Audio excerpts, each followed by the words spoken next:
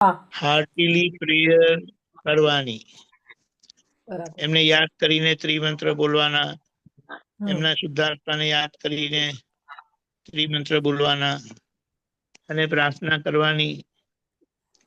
એ લોકો આવ્યા છે તો આ મનુષ્ય ભવ પ્રાપ્ત થયેલો છે, તો એ મનુષ્ય ભવ કેમ કરીને સાર્થક થાય એ માટે હમ એમના પર કૃપા કરજો.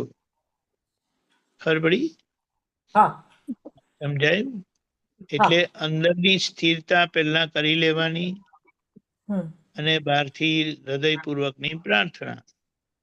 હા સમજાયું? હા હા ઇમોશન્સ આવી શકે છે, હા. પણ ઇમોશનમાં વહી નથી જવાનું, બરાબર બરાબર. તણાવવાનું નથી. હમ. ખબર પડી? હા હા. માણસ છે તો ભાવના રહેશે, હમ પણ એ ભાવનામાં વહી જાય તો તમારાથી પ્રાર્થના નહીં થાય. બરાબર બરાબર. કારણ કે પછી તમે ઇમોશનલ સ્ટેટમાં એવી માનસિકતામાં આવી જાઓ કે પછી તમને કશું સૂઝે નહીં. હા, કાલે એવું થતું હતું, આજે સ્ટેબલ છે. પણ ખ્યાલ આવ્યો ને કે આ જે દરેક રાતો એનું વ્યવસ્થિત લઈને આવેલા છે. જુઓ હા ને મહેશ આનંદી, મરોલી વાળા હા 50 વર્ષે પૂરા નતા થયા, કોઈ દવા કામ નથી કરતી. હા. Body was not responding at all. હમ ખબર પડી? અને હા કેટલાક છે 95 વર્ષે સિરિયસ થયા, હા દવા ચાલુ કરી, એક દવાથી નહોતું મટતું, હોમિયોપેથી ચાલુ કરી, 1.5 વર્ષ જીવ્યા.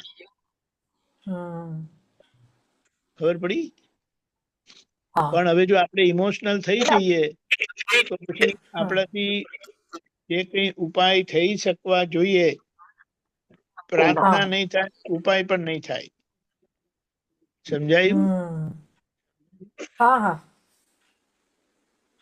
આ રીતે છે, એમાં કઈ બહુ એ નથી કરવાનું, પણ વાતને સમજ. તમારા લગી વાત આવી, કોઈની પણ વાત આવી, હા તો તમે હા પ્રાર્થના કરી શકો છો.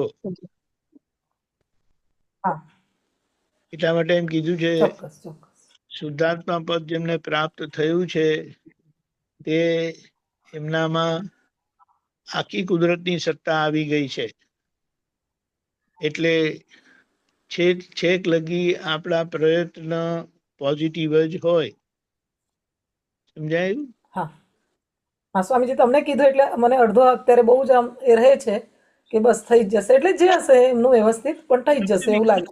100%. આપણે તો જો જે લોકો યુદ્ધમાં ઉતરે છે ને હા. તે હારવાના છે કરીને યુદ્ધમાં નથી ઉતરતા.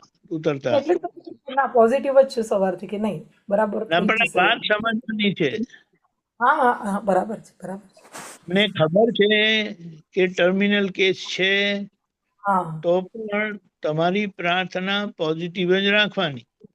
Okay okay okay okay. તમને શી ખબર છે ટર્મિનલ કેસ છે તે 6 મહિના પછી મળશે કે 6 વર્ષ હા, પછી મળશે?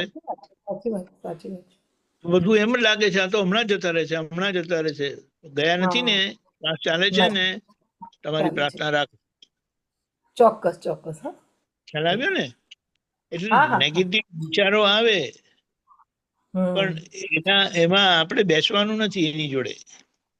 અને દીપક આનંદજી, આમાં આમાં એક પ્લસ શું થયું કે ફર્સ્ટ બેબીમાં એને શું થયું હતું, 5th મંથમાં આવી રીતે બાળક જતું રહેલું, અને આ વખતે બી આ કેસ ક્રિટિકલ જ હતો, પણ પહેલા આવી ગયા છે એના લીધે મને લાગે છે કે હવે સેફ છે એવું. આવું જ થાત પણ એ લોકો એ પ્રીમેચ્યોર થવાનું થયા છે છે. નહીં. આપણે કોઈ વિકલ્પ નહીં કરવાના. રાખવાના, હા વિકલ્પ નહીં રાખવાના, એટલે કુદરત અત્યારે એ કુદરતને પોઝિટિવ દેખાય છે. પોઝિટિવ દેખાય છે, ખાલી એવું કુદરતને કેવું છે. કુદરતને કામ કરવા દો ને આપણી પ્રાર્થના રાખો. બસ બસ બસ બસ બસ. ખબર પડી? હા હા હા, ચોક્કસ. હેલો હા હા. હા હેલો. હા, બોલો. એટલે પ્રાર્થના રાખવાની. જે જે ડોક્ટરો એમની સારવારમાં છે દાદાને કહેવાનું કે એમને યોગ્ય માર્ગદર્શન આપજો, કે જેથી કરીને બાળકો સાજા અને તંદુરસ્ત થઈ જાય. ખબર પડી? હા હા. હેલો. હા, હા, મારો અવાજ સંભળાય છે નથી દીપકભાઈ, તમને નથી સંભળાય છે સંભળાતું? સંભળાય આપણે છે. છે આપણે છે એ લોકો પણ છીએ. હા એટલે હા આપણે એની ભાષા વાપરવાની, નથીની ભાષા વાપરવાની નહીં. ઓકે ઓકે ઓકે ખ્યાલ આવ્યો ને? જય હા સચ્ચિદાનંદ. જય સચ્ચિદાનંદ જય સચ્ચિદાનંદ. હા, બોલો. હા 19 ફેબ્રુઆરી, ધર્મનું પ્રમાણ ન દુભાય. માનવ ધર્મ કોને કહેવાય? કે તમે સામાને સુખ આપો તો તમને સુખ મળે, ને સામાને દુઃખ આપો તો તમને દુઃખ મળે. આ દાદા ભગવાને કુદરતનો કાયદો ખુલ્લો કર્યો. જેવું આપશો તેવું મળશે. એટલે આ રીતે આપણા ડિસ્ચાર્જ કર્મમાં કોઈને દુઃખ આપવાનું હોય તો શા માટે પ્રતિક્રમણ કરવાના? કારણ કે જે સામાન્ય દુઃખ અપાઈ જાય તે વેર બાંધશે, અને આપણે મોક્ષે જવું હોય તો જવા નહીં દે. એટલે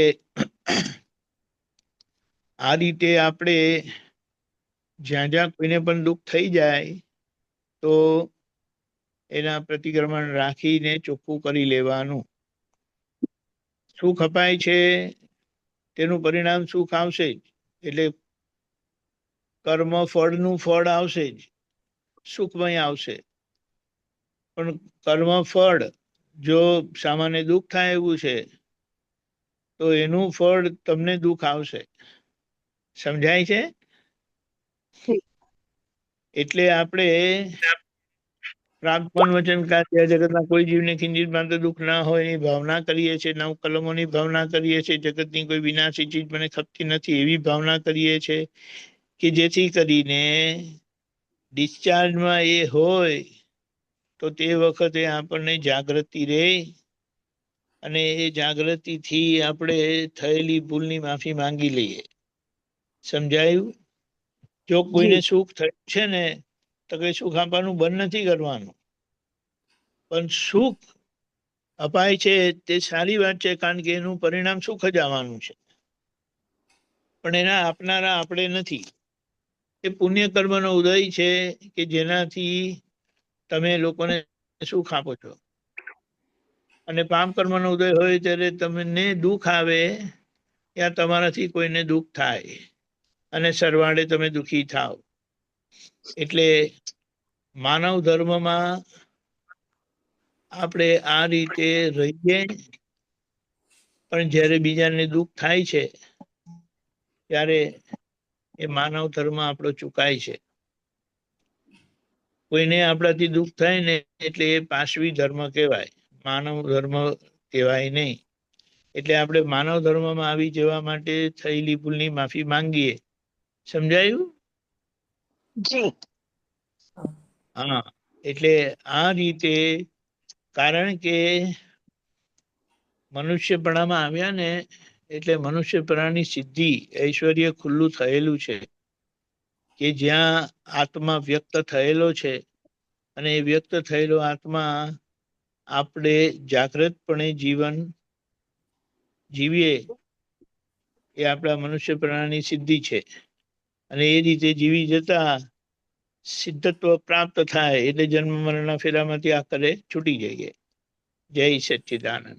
જય સચ્ચિદાનંદ. ગરુગાજી, તમારે કઈ કેવું છે? કઈ કેવું છે નહીં? કો. ઓકે, કહો.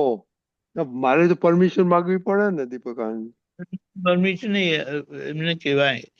હા, તમારાથી કહેવાય, મારાથી પરમિશન માંગવી પડે. હા, જય સચ્ચિદાનંદ. કોઈને દુઃખ દેવાની ક્રિયા પણ અલગ રે, પણ મનથી પણ કોઈના માટે દુઃખ દેવાનો વિચાર પણ આપણો ના હોવો જોઈએ. મનથી અંદરથી પણ આપણે સ્પંદન રૂપે બી કોઈને દુઃખ રૂપે ના થઈ રહ્યું. એટલે મનથી પણ કોઈના માટે એવો અવળો ભાવ કે દુઃખદાયી એવો વિચાર પણ ના હોવો જોઈએ. એટલે સામાન્ય પહોંચે છે એના હિસાબે. તમે જે દીપકાજી કરેક્શન કરજો. ના, કરેક્ટ. એટલે આ એના માટે છે કે આપણને જ્ઞાન તો મળી ગયું, એટલે આપણો વ્યવહાર મુક્ત થયો, પણ વ્યવહાર આદર્શ નથી હજી. મુક્ત થયો એટલે આપણી દખોદખલ વ્યવહારમાં બંધ થઈ ગઈ. એટલે વ્યવહાર સ્વતંત્ર થયો, પણ હજી વ્યવહારને આદર્શ કરવાનો છે કે જેનાથી એ વ્યવહારથી કોઈને કિંચિત માત્ર પણ દુઃખ ન થાય. આ એનો રસ્તો બતાડ્યો. જય હા, સચ્ચિદાનંદ. દાદા દાદા ભગવાન બોલો. કહેતા કે તમારી પ્રકૃતિ ભગવાન રૂપ થવી જોઈએ એમ. ભગવત પ્રકૃતિ રૂપ આપણી ભગવત થવી જોઈએ. થઈ દાદાની પ્રકૃતિ હતી ભગવત રૂપ, એટલે કેમ કરીને બીજાને સહાય રૂપ થાય, મદદરૂપ થાય, કલ્યાણકારી થાય, તો એને માનવ ધર્મ કહેવાય. જય સચ્ચિદાનંદ. જય જય સચ્ચિદાનંદ. સચિદાનંદ.